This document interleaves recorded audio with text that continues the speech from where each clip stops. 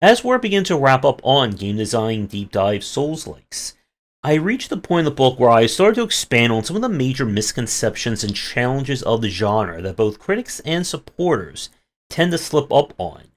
And for today's critical thought, we're going to talk about the biggest one. The one major thread that runs throughout the entire genre and its philosophy of design. And if you think I'm going to tell you that in the stinger, well, what kind of middle big shot gaming YouTuber would I be?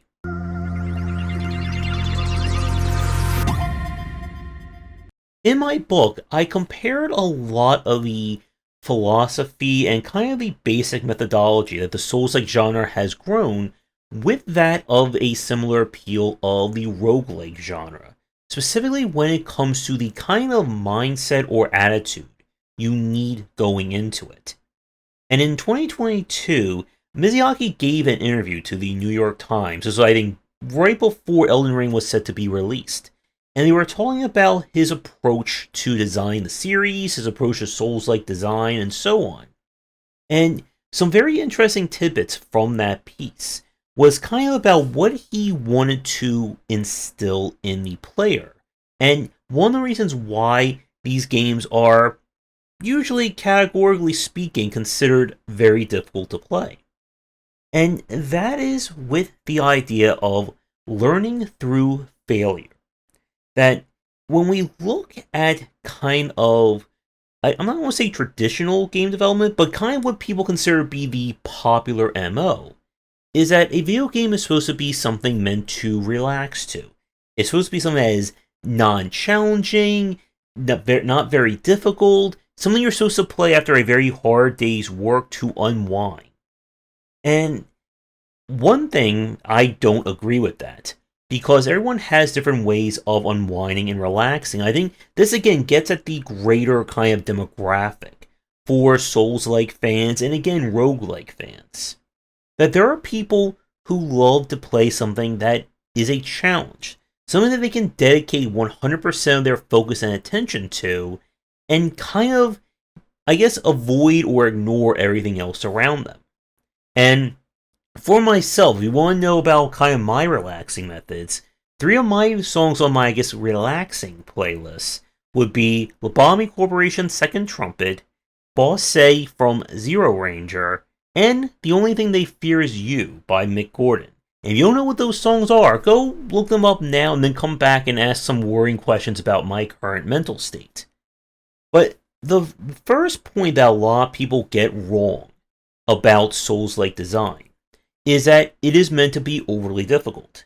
This is very much par and parcel for the major issue that a lot of people make or have a mistake with when it comes to roguelike design.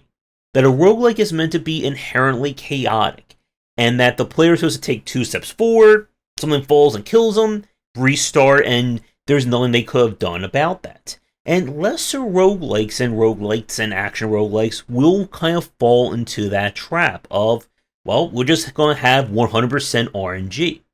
Just like how many lesser Souls-likes will go into it thinking, well, you know, From Software games consider hard, so let's just make ours harder and harder and harder. And we're just going to put you in a room with 8 enemies and 16 enemies, and you'll have no means of dodging, blocking, or parrying. And more hard equals more better, right? And that is not as jokingly as you may think, as there have been a lot of games released in the 2010s and even today that have tried to be the Dark Souls of whatever. Dark Souls of cooking, Dark Souls of pogo jumping, Dark Souls of trampolines. I'm sure there's a Dark Souls of Mavis Beacon Teaches Typing somewhere out there. And the misconception that a lot of people have is that the secret sauce to From Software's games is that they're overly difficult. Because the truth of the matter is, they're not as difficult as you may think. Souls-likes by their very nature are built to have a higher than normal skill floor. There is a general level of understanding action and RPG design that you need to bring in if you want to have a chance at playing these games. And again, it's why for a lot of Souls-likes and, of course, a lot of roguelikes, a lot of player churn occurs within maybe 30 minutes to an hour, give or take. because that's where the rubber meets the road of these titles. And one of the, or I should say, the major point for our video today is that the aspect that kind of goes throughout the experience of a Souls-like, it's not about the difficulty. It's about what you learn through failure. And this is kind of one of the things that Miyazaki touched on in that interview, and what we like to talk about when it comes to good Souls-like design. You're not supposed to walk into a room, boulder falls, hits you, and you die, and say, well, I'm done, game broken, I never want to play this again. It is about learning through your mistakes, learning what you did wrong, learning the rules of the world, and then using that as a means of improving yourself over the course of playing. Anyone who has played a Souls-like knows that your very first playthrough, completely blind, you're going to die a lot. I am sure a lot of Souls-like veterans on their very first run of these games, very beginning, probably died a good 30 to 50 times or more on that initial playthrough. And it's because these games expect a lot out of the player. They want you to improve, and more importantly, they want you to learn through failure.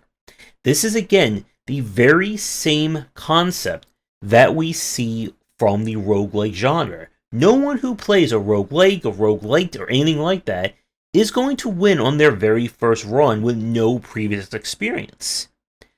But the problem, and where a lot of people will misconstrue that, is forcing that failure.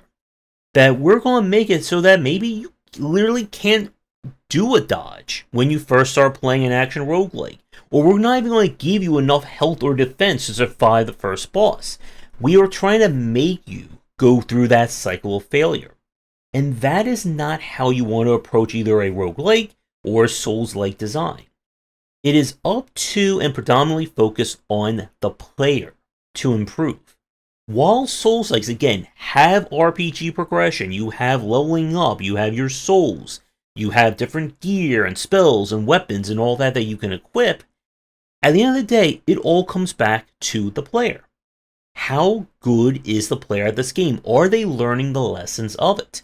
And this is, again, why I equated learning a Souls-like way back, this was like 2012, 2013, to mastering a 3D Mario game. That two different players of two different skill levels can go through a Souls-like, just as they can go through Super Mario Odyssey or Super Mario Galaxy, and have two very different experiences based on their own skill levels. For someone who doesn't know how to play a Souls-like or is trying to learn as safely as they can, they're going to probably equip the heaviest armor, heaviest shields, and they are not going to do anything that's considered risky or weird build. For people who learn these games, they could do a Soul Level 1 run, a run with using nothing but the club, going with no clothes, and beating all the enemies. And either way of playing is completely valid and viable. What the game is trying to instill in people is that you are supposed to get knocked down, and you're supposed to take something away from that. This is a really good kind of like philosophical point of view, that you need to look at failure as a learning point, not as the be-all, end-all that you failed.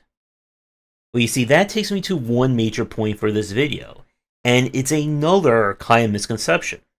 A lot of people think that a Souls-like is a very popular genre, but here's the very salient point.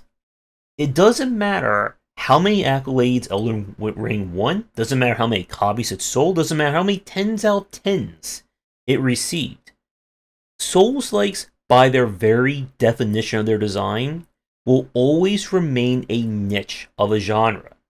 And you see, it comes down to one unavoidable proof or one unavoidable truth when it comes to this kind of design methodology. People don't like to learn through failure, or the general consumer doesn't like that. No one wants to be told that you failed, that you did something and you still got an F, or you lose, and so on and so forth. And there is a greater philosophical and psychological discussion to be had around this very point. and how, again, for a lot of people, the very notion of failure is the most horrifically bad thing that could happen to someone. And again, we've seen this play out time and time again, not just again within video games, but just in general life. That if something goes wrong, or something is not exactly how you want it, that your entire life shuts down and is the end of everything. And to bring this back to the original kind of misconception that Souls-likes are meant to be overly difficult, this is again why a lot of people who don't understand the genre will view it through this hardcore lens, either saying, we demand easier difficulty settings and we demand not to die, or the people who say, no, the game is perfect, get good, it's supposed to be this punishing, over-the-top affair. Either spectrum is wrong in this approach.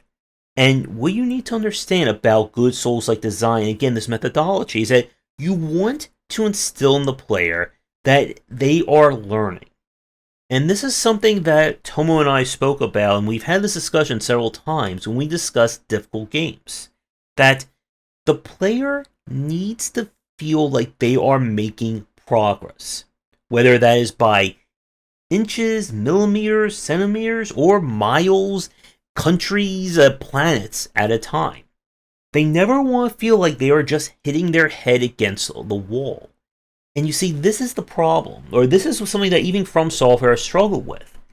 How do you motivate someone to kind of keep pushing forward when they keep running into that wall?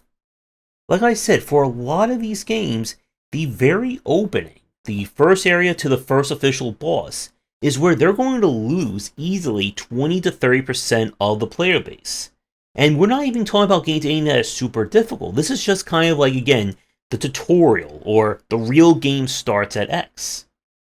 And as I said, the problem is that people, or the vast majority of consumers and just people around, they don't want to learn through failure.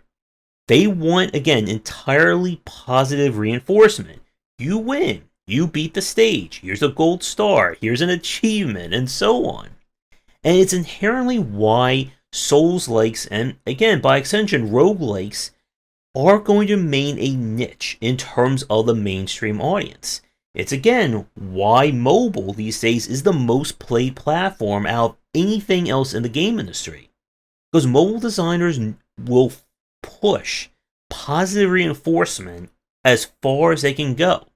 How many of those games start with you gaining rapid levels, getting lots of free resources, monthly cards and weekly cards, and here's a free 5-star, and here's all this great stuff that you can get.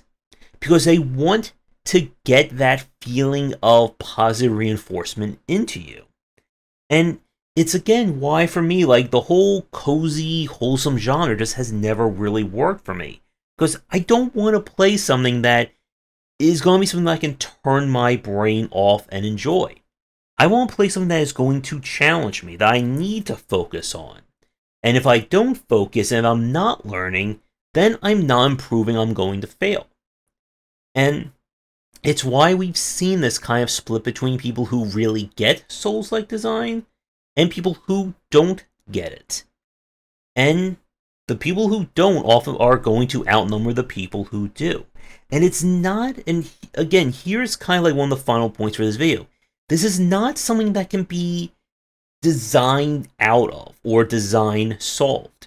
That, what if we make a wholesome Souls-like? A Souls-like where you can't die, or that the enemies don't attack, or it's super easy to play. There will be people who will play that, but it won't be a Souls-like.